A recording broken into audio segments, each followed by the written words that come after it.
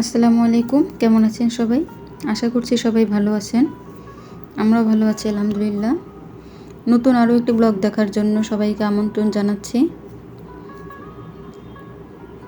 তো এই যে প্রেসার কুকারে একটু আলু সিদ্ধ করেছিলাম, এটাকে আমি এখন আগের মাংস রান্না করা ছিল সেটার মধ্যে এখন দিয়ে দিব আলুগুলো। আগের দিন গরুর মাংস আলু দিয়ে রান্না করিনি, আলু ছাড়াই খেয়েছিলাম। তো এবার আলু সিদ্ধ করে সেই রান্না করা মাংসের মধ্যে সিদ্ধ আলুগুলো দিয়ে দিব।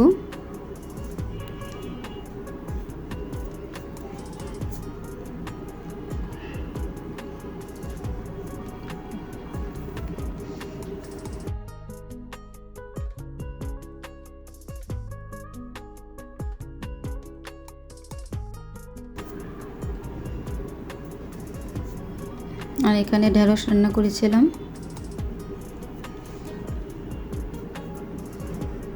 হয়ে গিয়েছে ঢেঁড়স ভাজি। সকালের জন্য এখানে আমি রাত্রেবেলায় যে রুটি বানিয়ে রাখছি, সকালবেলা তাড়াহুড়া লাগে, ফ্রিজে রেখে দেবো এটা বক্সে করে।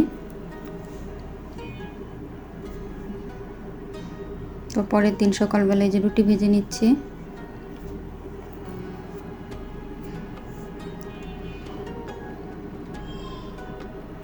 এই যে ডিম আর রুটি ছেলেদের এখন খাওয়াবো।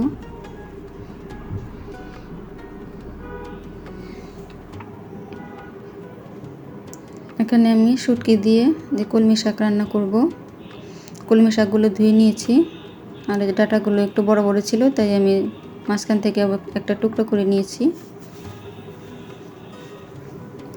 পেঁয়াজ আর রসুনগুলো ভেজে নিচ্ছি। ওটা ভাজা হয়ে গেলে এখানে শুটকিটা একটু দিয়ে হালকা করে ভেজে নিব।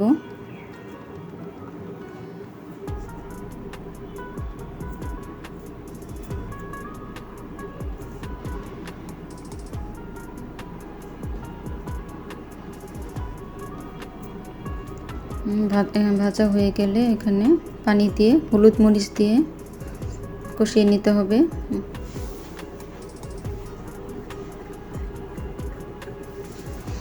শাকগুলো দিয়ে দিব, সব একবারে দিব না, অর্ধেক দেওয়ার পর একটু যখন কমে আসবে তখন আবার দিয়ে দিব।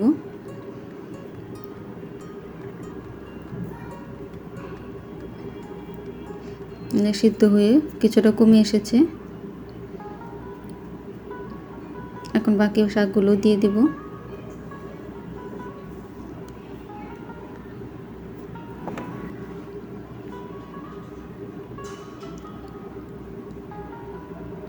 অল্প একটু পানি দিয়ে এটাকে এখন ঢেকে বসিয়ে রাখবো। আমি যে এই মুহূর্তে লবণ দিচ্ছি, আগে দিইনি, কারণ তখন বোঝা যায় না শাকে, তখন আবার বেশি লবণ হয়ে যায়। যখন অল্প সিদ্ধ হয়ে আসবে কিছুটা তখন লবণটা দিব।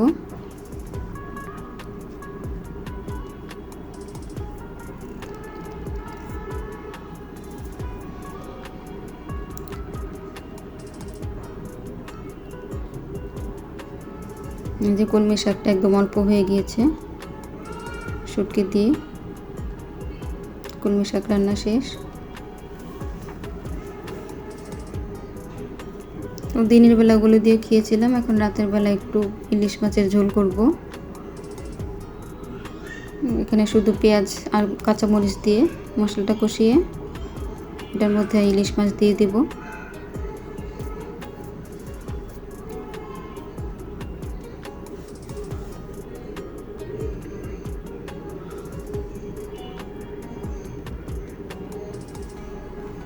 হয়ে গিয়েছে ইলিশ মাছের ঝোল। আর এখানে প্রেসার কুকারে আমি দই রান্না করেছিলাম।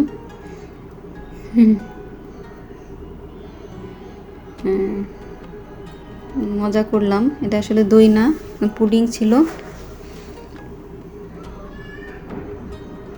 এটা যখন প্রেসার কুকারে দিয়েছিলাম তখন বাটিটা সুন্দর করে বসেছিল, কিন্তু যখন এটা হয়ে গিয়েছে, ভরে গিয়েছে, তখন প্রেসার কুকার থেকে বাটিটা উঠাতে পারছিলাম না।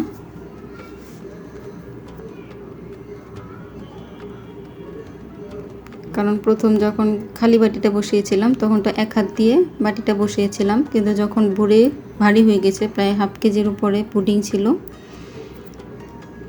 তো তখন তো 2 হাত ছাড়া উঠানো যাবে না। তো বাটিটা একদম প্রেসার কুকারের সমান সমান ছিল, মানে 1 হাত ঢুকবে। এখন 2 হাত দিয়ে 2 হাত ছাড়া তো আর পুডিংটা উঠানো যাবে না, কারণ অনেক ভারী হয়ে গিয়েছিল। এখন আর উঠানো যায়নি। তো অনেকক্ষণ চেষ্টা করার পর আসলে চেষ্টা করার পরও উঠাতে পারিনি। পরে মাথায় আসলো যে এভাবেই খেতে হবে পুডিংটা, দইয়ের মতো করে চামচ দিয়ে উঠিয়ে শেষ পর্যন্ত এভাবেই ওঠানো হয়েছে, আর বাটিটা শেষে ওঠানো যায়নি। তো এই যে এভাবেই পুডিং রান্না হলো আমার প্রেসার কুকারে।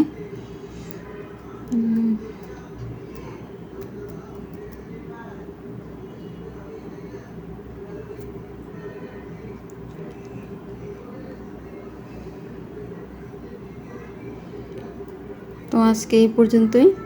পরবর্তী ব্লগ দেখার জন্য সবাইকে আমন্ত্রণ জানাচ্ছি। ভালো থাকবেন সবাই। আল্লাহ হাফেজ।